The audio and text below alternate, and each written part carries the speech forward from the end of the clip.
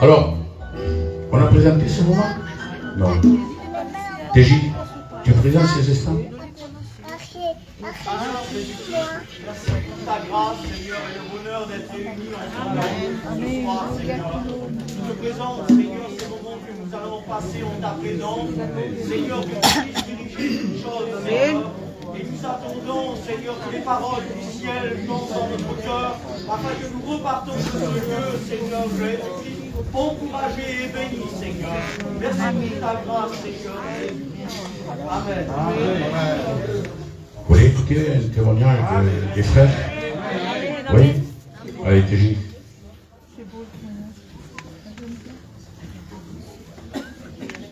Gloire à Dieu. Amen. Béni soit Dieu, merci au Seigneur. Moi, il y a un petit moment que je ne suis pas venu ici. Hein, et je ne sais plus, je crois, ça fait 3 ans. C'est le fils Apollo, hein? Depuis le commencement du Covid. Vous voyez, alors ça fait un petit moment. Et béni soit Dieu, je suis content d'être là. Amen. Je suis content d'être là. Et grâce au Seigneur, eh bien, je bénis Dieu qu'il m'a donné le privilège encore d'être ici.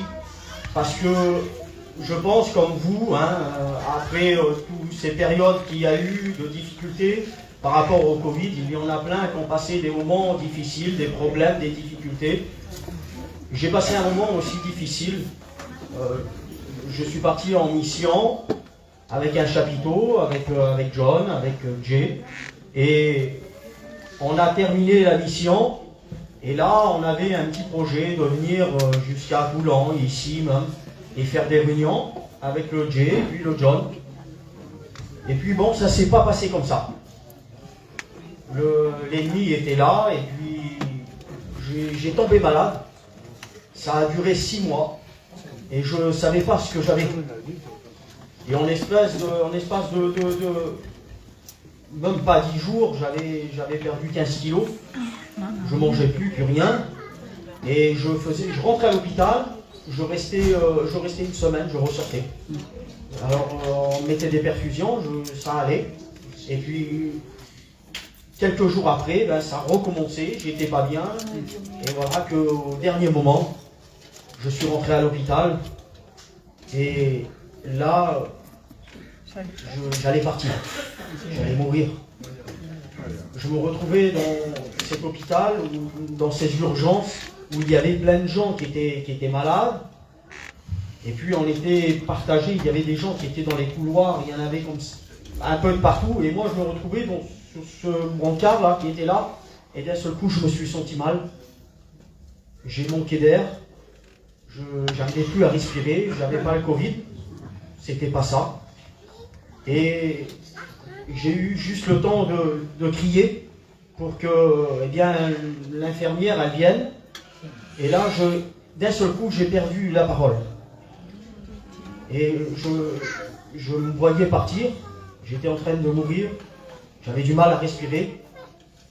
Et je me suis dit, si je ferme les yeux, je meurs, je pars. Et j'ai lutté. Alors je ne savais plus comment faire. C'est pour ça que lorsqu'on lit la Bible, on comprend que Jésus écoute les cris du cœur, écoute même les cris des larmes. Amen. Et on peut dire que même si on n'a pas les paroles, si on n'arrive pas à crier, sachez que mes frères et sœurs, le Seigneur écoutera votre cœur. Amen. Alors j'ai dit en moi-même, Seigneur, fais quelque chose. Et d'un seul coup, lorsque j'ai dit ça, eh bien la respiration, elle a commencé à venir. Elle a commencé à venir et là, je me suis à peu près rétabli, bien comme il faut. Et puis l'infirmière qui était là, elle m'a dit, eh bien monsieur, il dit, vous étiez en train de mourir. Votre rythme cardiaque commençait à baisser. Votre cœur commençait à ralentir. Il dit, on croyait que vous allez mourir. Mais oui, mais ça c'était ce que les hommes disaient. Mais Dieu n'avait pas permis. Amen. Dieu n'avait pas permis. Et je vous dis de la part du Seigneur, mes frères et sœurs, je suis un serviteur de Dieu, je lis ma Bible, je passe des moments à part, je sais ce que Dieu est tout puissant.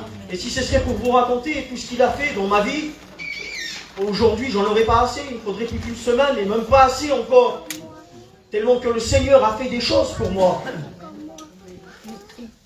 Et là, ce moment-là, c'était un peu particulier. Il y a eu quelque chose qui s'est installé dans mon cœur et j'ai dit, Seigneur, j'en peux plus, je suis fatigué de tout ça. Et le diable est venu mettre le doute dans mon cœur. Et il m'a dit, tu es plus capable de servir Dieu, tu n'es plus à ta place, tu sers à rien. Et là, je me suis laissé atteindre par l'ennemi. Arrivé à un moment donné, j'étais chez moi sur Grenoble et j'ai dit, je vais partir.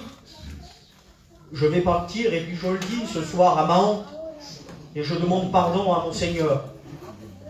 Je vais partir de chez moi et je vais faire ma lettre de démission et je vais abandonner le ministère. J'étais parti sur Nîmes dans ce but-là. Et il est venu un homme de Dieu. Il est venu un homme. Amen. Il est venu, Samy. Cet homme, vous le connaissez, c'est un enseignant, Samy du conseil. Et là, il a commencé à me parler. Il ne savait pas de ce que je passais. Il a commencé à me parler et puis dans toutes les prédications qu'il a fait, je voyais que le Seigneur était là. Amen. Et je voyais que le Seigneur me disait, j'ai encore besoin. Amen. J'aimerais vous encourager ce soir. Que vous êtes utile dans les mains de Dieu. Amen. Il ne faut pas croire l'ennemi. Vous savez, il est rusé. Et nous avons quelqu'un qui est bien plus puissant que lui. Nous avons Jésus qui est Amen. Béni soit Dieu. Alors je crois de tout mon cœur que ce soir, je vais vous dire une chose. Bannissez le doute. Bannissez le doute dans votre cœur, dans votre vie, dans votre pensée. Ce soir, ne faisons pas comme Pierre. Écoutons la voix de Dieu. Et un point, c'est tout. Amen. Et ce soir, Jésus va nous bénir. Amen. Béni soit Dieu, que Dieu vous bénisse. Amen.